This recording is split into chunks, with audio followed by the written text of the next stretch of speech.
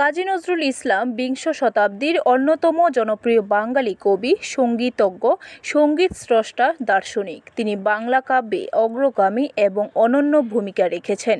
কাজী নজরুল ইসলাম 1899 সালের 26শে মে পশ্চিমবঙ্গের এক বাঙালি মুসলিম পরিবারে জন্মগ্রহণ করেন।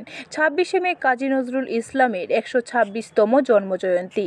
এই দিনটি রাজ্য সরকারের তথ্য ও সংস্কৃতি দপ্তরের উদ্যোগে যথাযথ মর্যাদায় পালন করা হবে। সেই দিকে লক্ষ্য রেখে নজরুল কলাক্ষেত্রে নজরুল ইসলামের আবক্ষ মূর্তি পরিষ্কার করা থেকে শুরু করে বিভিন্ন প্রস্তুতি চলছে। সোমবার প্রভাতী কবি প্রণাম অনুষ্ঠানে উপস্থিত থাকবেন রাজ্যের ক্রীড়ামন্ত্রী টিঙ্কু রায় সহ অন্যান্যরা। পাশাপাশি অনুষ্ঠিত হবে নৃত্য। কাজী নজরুল ইসলামের জন্মজয়ন্তী উপলক্ষে এখানে কাজ চলছে। প্রভাতী অনুষ্ঠান হবে, সকাল 7টা থেকে অনুষ্ঠান শুরু হবে। আমরা সেই কাজ করছি আর কি। ব্যুরো রিপোর্ট, খবর ত্রিপুরা।